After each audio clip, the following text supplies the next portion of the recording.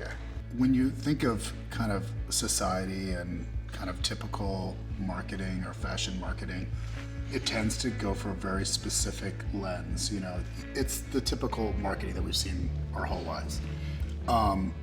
At what point did you have the clarity to reject that and be like, own your own self and be like, I'm not going to pay attention to this. I'm living my life. Wow, that's such a great question. Well, first, I grew up in Texas, in the Deep South. It was very common for me to be the darkest one in any space. Yeah. And I felt that was pretty normal until college. I started seeing people who looked more like me. I wasn't the only black kid in class anymore. Right. But also another layer to that, I was always the only disabled person in the room. And I remember watching America's Top Model when I was a teen and just wanting to be on that show so bad, but not feeling like I could because there weren't people represented that looked like me with the prosthetic or any disability, really. But then in college, I started learning more about self-love. I'm like, what is that? And just kind of went on this journey of unlearning a bit of self-hatred and realizing that I am worthy and I am beautiful, and I just realizing the gaps in the market, and that's what really propelled me into becoming a model and wanting to move here to pursue that. What would you consider the hardest thing you overcame, and how did you overcome it? I know I'm asking tough, fucked up questions. This was gonna be easy. Oh,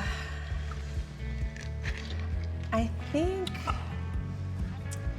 one of the hardest things I've overcome, learning how to let go of people who maybe you feel a connection to, maybe they're family, but like people who have hurt you, and just setting them free with forgiveness and just moving on with life. That's the hardest thing I've overcome. Just really? Yeah, oh my 100%. gosh, it's so hard. I mean, I'll tell you about it later, but yeah. Yeah, and I think, you know, obviously I've been through trauma. I have scars. I have a prosthetic, you know, and that obviously was very hard to overcome, but I had an amazing support system, which made it easier.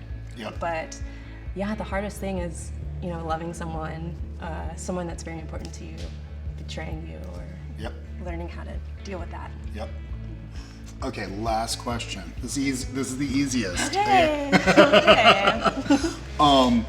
So if you had the ability to go back and tell your 12-year-old self, you know, give her advice, what would you give? Oh. In terms of these topics of, you know, strength, individuality, sense of self, self-esteem. Yeah. I think about this all the time, actually. I would say, girl, you are gonna be okay. Like, this feeling of loneliness that you feel right now is temporary. Things do get better.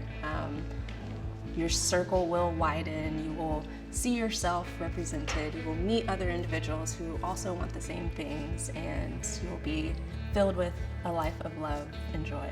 That's great. Thank you so much. You're welcome. Okay. Thank you for doing that. Thank you.